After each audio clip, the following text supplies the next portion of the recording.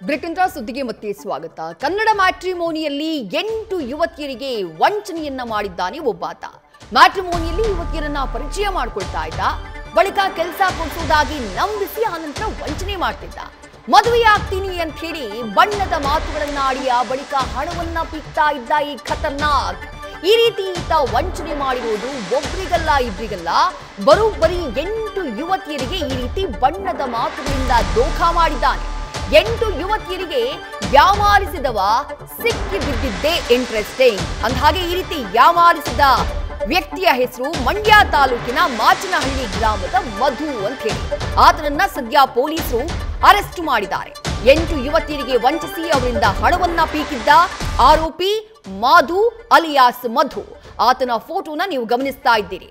ಸುಮಾರು 8 ಜನ ಯುವತಿಯರಿಗೆ ಈತ ಬಣ್ಣದ ಮಾತುಗಳನ್ನ ಆಡ್ತಾ ದೋಖಾ ಮಾಡಿದ್ದ. ಕನ್ನಡ ಮ್ಯಾಟ್ರಿಮೋನಿಯಲ್ಲಿ ಯುವತಿಯರನ್ನ ಮೊದಲಿಗೆ ಪರಿಚಯ ಮಾಡ್ಕೊಳ್ತಾ ಇದ್ದ, ಆನಂತರ ಕೆಲಸ ಕೊಡಿಸ್ತೀನಿ ಅಂತ ನಂಬಿಸ್ತಾ ಇದ್ದ, ಆ ಬಳಿಕ ಸ್ನೇಹ ಬೆಳೆಸ್ತಾ ಇದ್ದ, ಅದಾದಂತಹ ನಂತರದಲ್ಲಿ ಮದುವೆ ಆಗ್ತೀನಿ ಅಂತ ಕತೆ ಹೊಳಿತಾ ಇದ್ದ, ಆಮೇಲೆ ಹಣವನ್ನ ಪೀಕಿ ವಂಚನೆ ಮಾಡ್ತಾ ಇದ್ದ. ಮತ್ತಷ್ಟು ಡೀಟೇಲ್ಸ್ ನಮ್ಮ ಪ್ರತಿನಿಧಿ ಮಹದೇವ್ ನೀಡ್ತಾ ಹೋಗ್ತಾರೆ. ಮಹದೇವ್, ಒಬ್ರಲ್ಲ ಇಬ್ರಲ್ಲ 8 ಯುವತಿಯರನ್ನ ಬಣ್ಣದ ಮಾತುಗಳಿಂದ ಯಾಮಾರಿಸಿದಾನೆ. ಎಷ್ಟು ವರ್ಷಗಳಿಂದ ಇದನ್ನ ನಡೆಸ್ತಾ ಇದ್ದ ಇವನು? ಸಿಕ್ಕಿ ಬಿದ್ದಿದ್ ಹೇಗೆ ಅಂತ ಹೇಳಿ ಮಧು.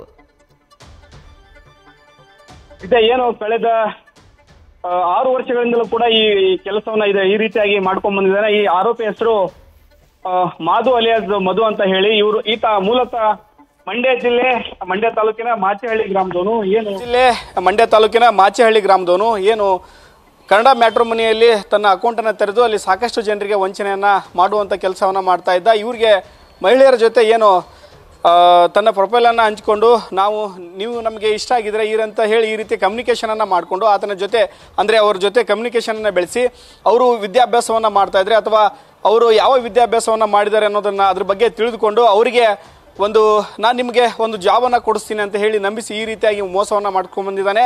ದಾವಣಗೆರೆಯಲ್ಲಿ ಕೂಡ ಒಬ್ಬ ಯುವತಿಗೆ ಸುಮಾರು 21 ಲಕ್ಷ ರೂಪಾಯಿಯಷ್ಟು ವಂಚನೆಯನ್ನು ಮಾಡಿದ್ದಾನೆ. ಅಂದರೆ ನಾನು ಮೈಸೂರು ರೈಲ್ವೆ ಇಲಾಖೆಯಲ್ಲಿ ನಾನು ಕೆಲಸನ ಮಾಡ್ತೀನಿ, ನಿಮಗೂ ಕೂಡ ಸರ್ಕಾರಿ ಹುದ್ದೆಯನ್ನು, ಸೆಂಟ್ರಲ್ ಗೌರ್ಮೆಂಟ್ ಹುದ್ದೆಯನ್ನು ಕೊಡಿಸ್ತೀನಿ, ಅದಕ್ಕೆ ಹಣ ಖರ್ಚಾಗುತ್ತೆ ಅಂತ ಹೇಳಿ ಈ ರೀತಿಯಾಗಿ ನಂಬಿಸಿ ಆತನಿಗೆ ಯುವತಿಯರಿಗೆ ಒಂದು ಮೋಸವನ್ನು ಮಾಡಿರುವಂಥದ್ದು.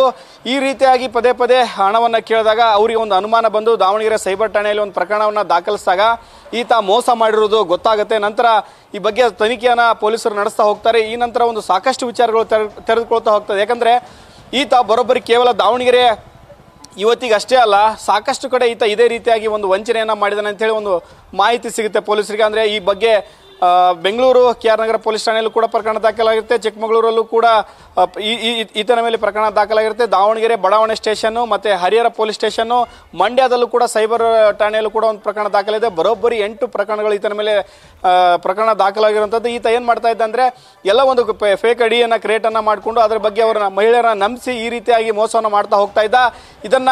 ಇದುವರೆಗೂ 5 ವರ್ಷದಿಂದ ಆತನನ್ನು ಹಿಡಿಯೋಕ್ಕಾಗಲಿಲ್ಲ. ಒಂದು ಸಾರಿ ಪೊಲೀಸರು ಹಿಡಿಯೋಕೆ ಹೋದಾಗ ಆತ ತಲೆಮರೆಸಿಕೊಂಡಿದ್ದ, ತಪ್ಪಿಸ್ಕೊಂಡಿದ್ದ, ಇಲ್ಲಿಂದ ಮತ್ತೆ ಸಿಕ್ಕಿರಲಿಲ್ಲ. ಈಗ ಸೈಬರ್ ಪೊಲೀಸ್ ಠಾಣೆಯವರು ವ್ಯವಸ್ಥಿತವಾಗಿ ಪ್ಲಾನ್ ಅನ್ನು ಮಾಡಿಕೊಂಡು ಬೆಂಗಳೂರಲ್ಲಿ ಅರೆಸ್ಟ್ ಮಾಡಿಕೊಂಡು ಈಗ ತಂದು ಆತನನ್ನ ನ್ಯಾಯಾಂಗ ಬಂಧನಕ್ಕೆ ಒಪ್ಪಿಸಿರುವಂತದ್ದು.